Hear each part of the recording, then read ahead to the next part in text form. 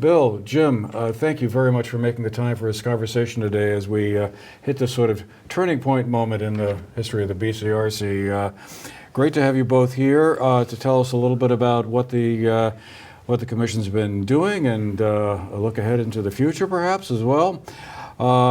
Jim Sullivan, as many of you know, has been the Executive Director of the BCRC for the past 12 years. He's also been with the organization for the total of 33 years altogether. So, Jim, I thought we could start with you and have you tell us a little bit about how you got started at the BCRC. What was your first job there?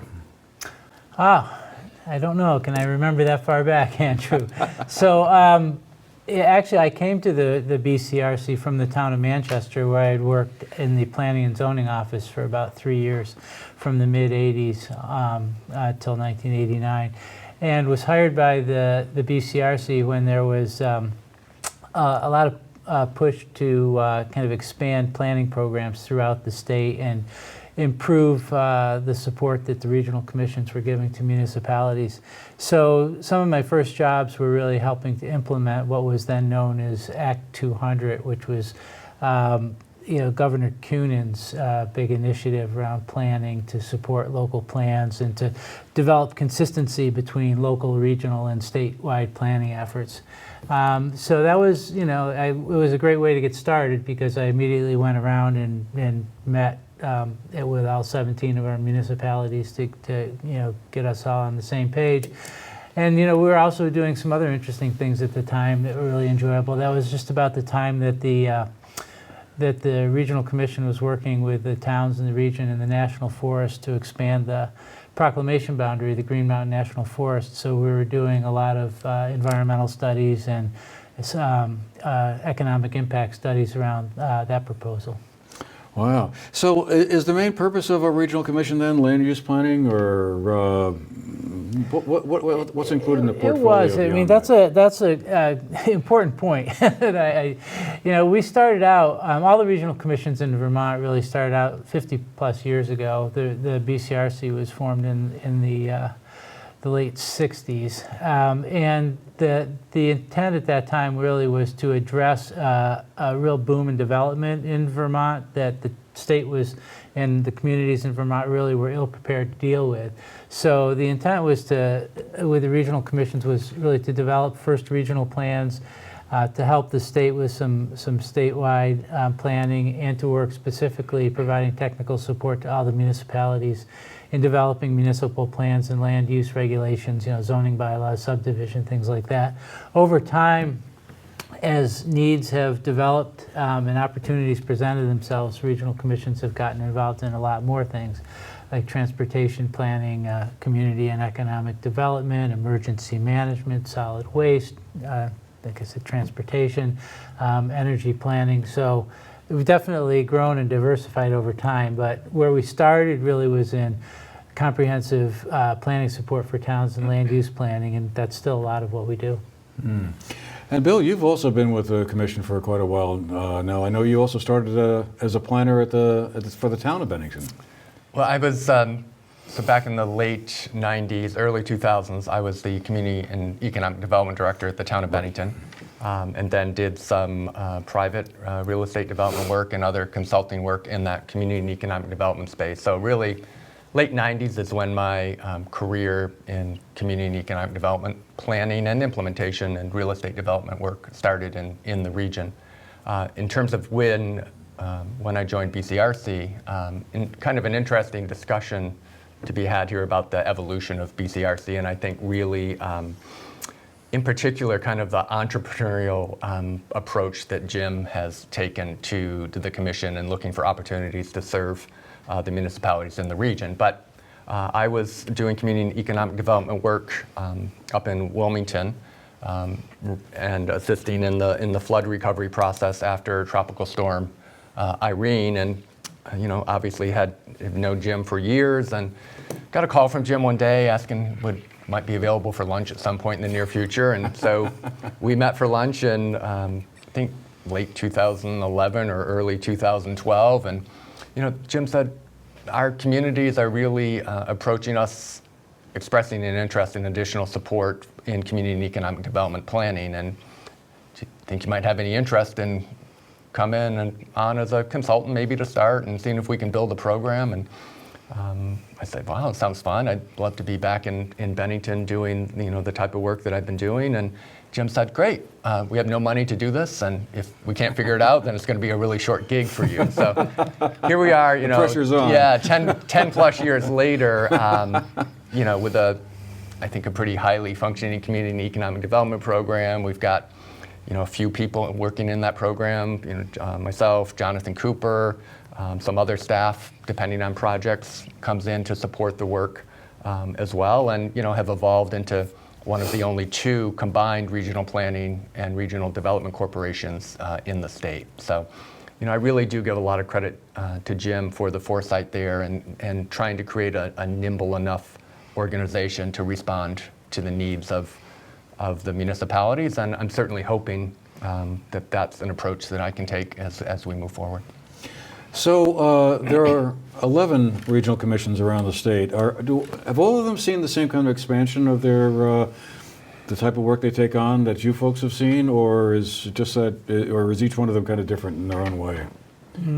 Well, there's some diversity, to be sure. A lot of the programs that are rolled out at the state level are implemented through all 11 regional planning commissions through statewide contracts, or through a contract that the state gives to one region, and then they subcontract with all the other regions to do similar work. But there is significant diversity in some of the areas of specialization amongst regional commissions. Like Bill said, the economic development sphere is one where we've been heavily involved in, and we also handle all of the support work for the Bennington County Solid Waste Alliance, and I think only one other regional commission in Southern Windsor County, Mount Anthony Regional Commission, does that work. So that, and then they all have, depending on staff and commissioner interest, their areas of particular specialization and interest. Mine over the last 15 years has been energy work. So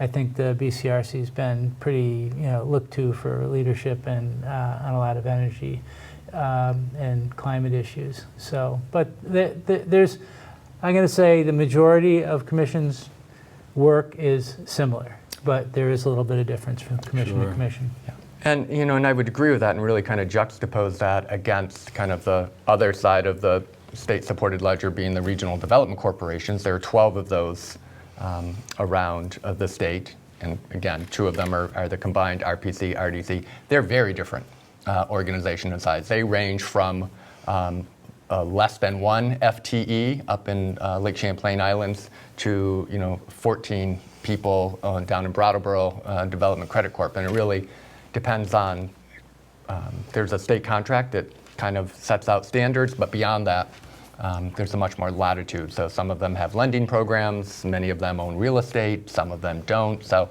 much more diversity on that side. The planning commissions are all, roughly 8 to 12 people, similarly sized, and a similar work plan from the state, which is, I think, much more dictated than on the development side. I was thinking, let's drill down into a little bit of some of that work that you do, and there seems, from the outside anyway, two main areas that I think are certainly of great interest currently, and have been really for a while too. It's something new.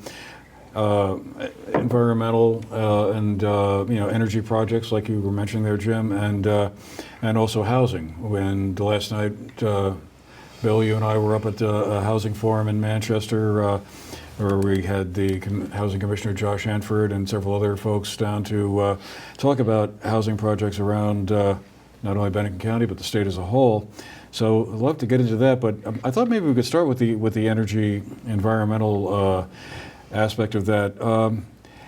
There seems to have been, I mean, from my perspective, and I'm really interested to hear what both of you think about this, seems to be a very, it seems to be awfully hard to get renewable energy projects going wherever they may be proposed. It always seems like there's some neighboring landowner or a butter who thinks, yeah, solar energy is great, but I don't want to have to look at it out my front porch.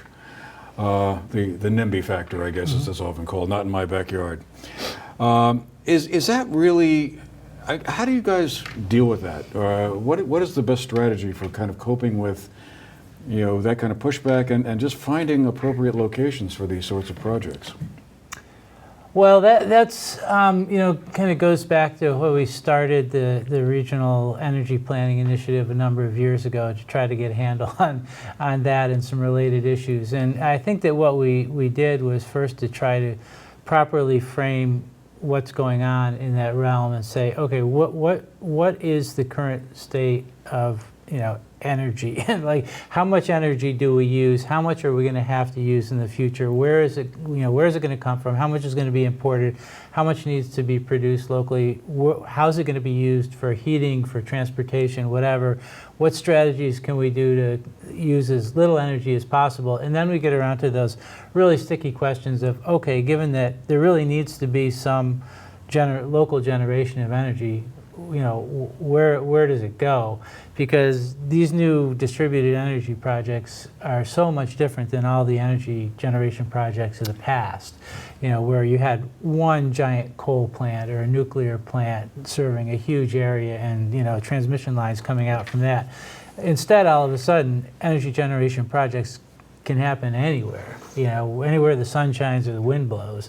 So it took it has taken an effort to try to get a handle on that by working with towns and the state to figure out where the important resources are from a statewide perspective and from a local perspective. Where are places where you really want to avoid impacts and where are places where the community is going to be more accepting of these types of projects. I think we've done a lot of work with our mapping and geographical analysis and community outreach and implementing some of these things through local enhanced energy plans. But it's an ongoing process, and so we're still working to move that forward. But I think the biggest thing is just kind of raising everybody's awareness and understanding of the issue of energy and just how important energy is going forward to everything in our lives. Yeah, I mean, I would, Jim obviously is one of the foremost energy experts in the state, so he's got a really very deep background in this. But it seems to me that we're going to be up against a push point here in the not too distant future. Obviously, recent reporting about Vermont is already trailing behind its tracking for its 2030 climate action goals. So we'll see what the legislature does in terms of ramping up pressure or adjusting kind of those goals, but a lot of attention, a lot of focus, certainly on energy, and I expect it will certainly continue to remain at the forefront of the work that we do. And people put an awful lot of emphasis, rightly so, on climate change and global warming. But there's a really significant economic issues and just long-term sustainability and community viability issues around energy. I just checked the oil prices yesterday for home heating oil, and they're pushing up toward $6 a gallon now in a lot of places. And over time, that's not going to get better. So no matter what you might think about global warming or climate change, we have to find ways to do things that are more affordable for people and are more sustainable over the long term. And so a lot of that falls in the electrification of both transportation and heating systems, which goes back to the renewable energy stuff you were talking about, Andrew. So that oil price increase, I'm assuming, is some kind of outgrowth of the war in Ukraine and global economic factors? Yeah, I mean, fossil fuel prices have always been subject to a lot of volatility for a lot of different reasons, market forces and international affairs, as you mentioned, and it's that's one of the reasons to try to get away from them. It is very hard to base your economy on something that's subject to that much volatility, and long term is not something that's going to be getting any better.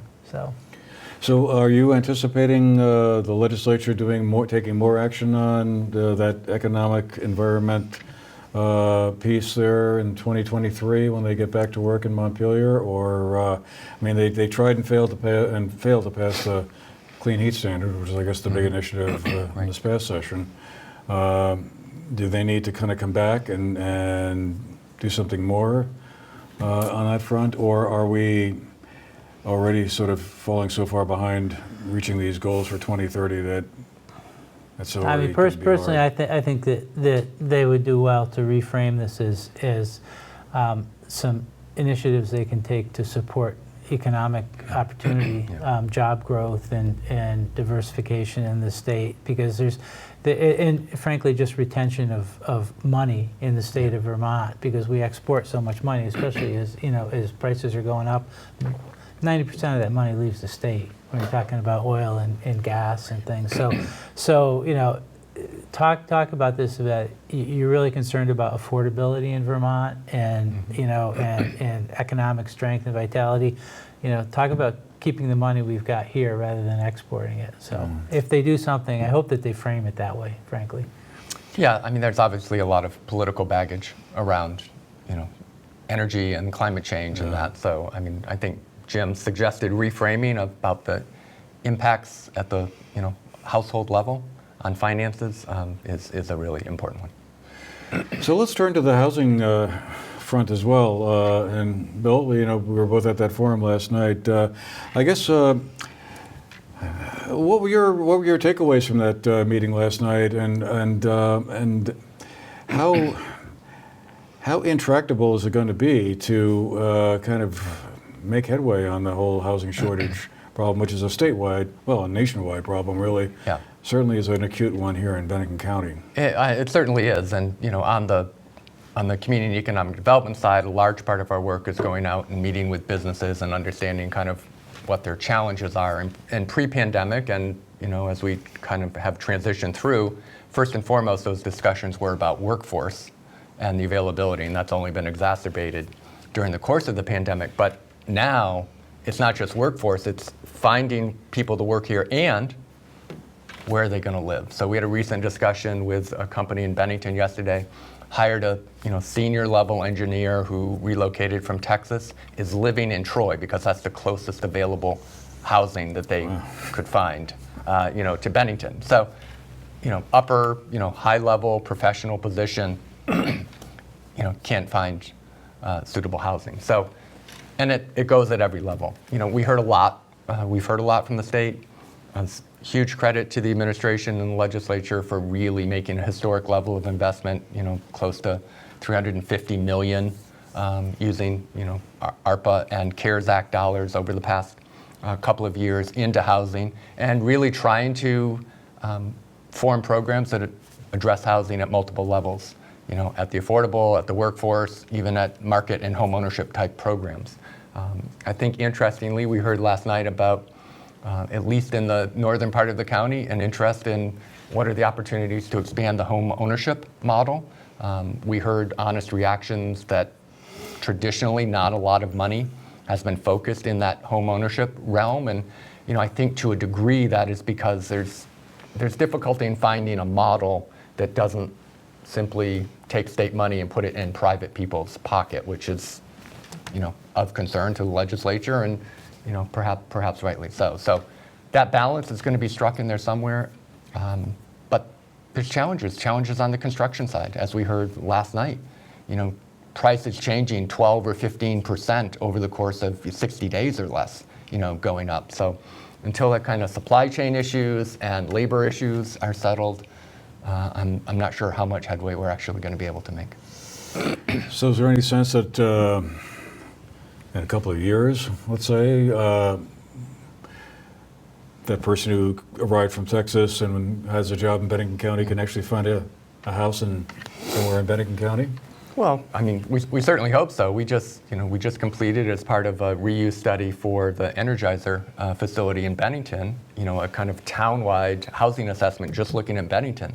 And it shows the need for new or renovated, reconfigured housing units of 1,006 units in a community whose population is relatively flat. So part of the issue is this kind of mismatch between what is market interest now in the housing available and what is available on the market. There's less interest probably in those kind of large, kind of outside of downtown estate type of homes that we have, particularly in the northern part of the county, but throughout the county. for a lot of what kind of the younger buyers are now interested in. More interested in kind of being closer to the urban core. We certainly saw that with the Putnam project. 31 units there, completed construction November 30th, 2020, December 1st, next day. Those 31 units were full, and we've had a waiting list for all of those units every day since. So, we're seeing that change in the market too. So at some point, what's available for housing stock needs to come into alignment with the demand in the market. Yeah, I think we've seen, construction cost has been a huge issue. In my little subdivision that I live in North Bennington, there's 3 or 4 empty lots, and I think they've all sold and been resold probably 3 times since COVID started, because people would buy them and say, this is a really nice little neighborhood to live in, and build a house here, and they get the estimates of what the cost would be, and they put the lot back on the market. So that's a real challenge, and it's something that we have to get a hold of. And I think that's what we've seen. As far as hitting a reasonable price point for workforce housing for people who want to move to the area. A lot of interest in some of those housing programs through some of the state programs. I think it's really important. And I did want to say, I think it's going to be something that we absolutely have to get a handle on, because I do think more people are going to be moving to Vermont and wanting to move to Vermont. And that's a good thing for us. We need people, absolutely. But it's going to be a challenge. I mean, Vermont's in a real sweet spot, right? Goldilocks zone, right? They say, it's not too hot, it's not too cold, it's not too wet, it's not too dry. I mean, it's a beautiful place to live, and I think the demand for housing is going to go up, and we have to figure out a way to accommodate the people who want to move here. So that brings to mind the thought, the renovation of the old Bennington High School building in Bennington, I'm sure, is a big piece of this.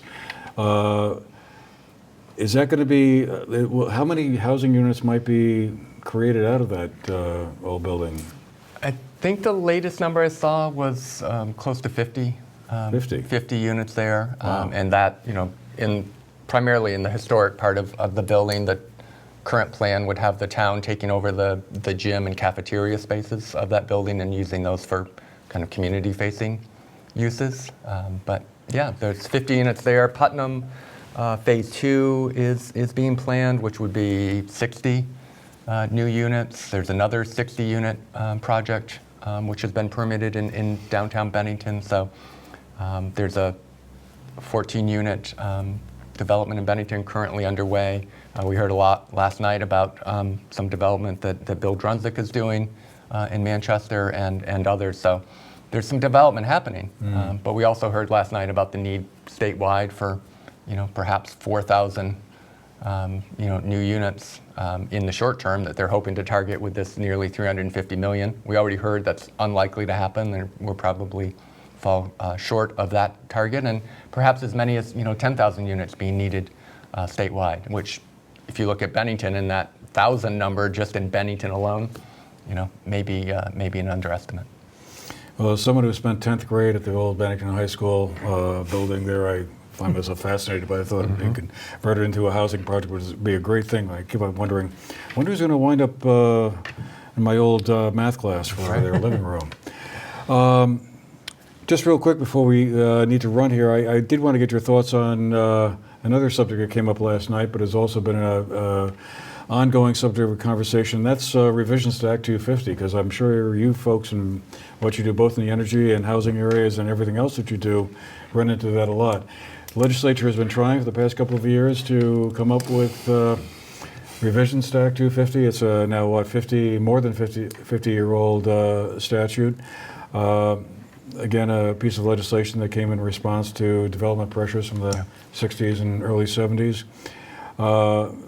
Probably a lot of people would agree it's done a lot of good, but it seems like it's also one of these things that get pointed to a lot as this is why we can't do stuff because it gets appealed to Act 250 and on. And instead of a one-year-long project, I've got a 5-year-long project and I'm paying attorneys all the time. So any thoughts that Act 250 has now finally reached a point where the legislature must come up with a revised version, or Can we live with the current version? for a while I'll longer? say just in short, you could probably live with what's going, but what we've got, but it definitely could be improved. Like you said, anything that's been around that long, like me, could definitely be. You could throw out parts of it and move on. But Act 250 gets blamed for almost everything. It's it is the scapegoat for all sorts of permitting problems in the state. Act 250 is in a lot of ways kind of an umbrella permit that you have to get all these other state permits before you can get your Act 250 permit, and it's a lot of those underlying environmental permits and that cause a lot of the problems and the delays themselves and ultimately with Act 250. So sure, Act 250, the process, the ability to bog projects down through appeals and stuff, I really think that needs to get addressed. But you're not going to do it just by looking at high-level Act 250 criteria. You really have to get down into the state agency permitting level at some of those underlying permits where there are, I think, issues that are just as profound or more so than Act 250. Yeah, I had that exact discussion following the forum last night with Representative Bongartz, who obviously has intense interest and well positioned to make suggestions on that. And from my perspective, as Jim said, Act 250 gets pointed to, everybody understands what it is. But we also heard about and know that developers want predictability. So I think it would be a significant improvement if we could get some level of predictability on those underlying permits. If there were statutory deadlines where the agencies had to respond to wastewater permits and stormwater permits and those other types of permits that Jim has mentioned, which are kind of the underlying agency level permits. I mean, they get dragged on, sometimes for months at a time with no response. So I think it would be a significant improvement to simply have some hard deadlines on responses to those permits would certainly be helpful. Mm.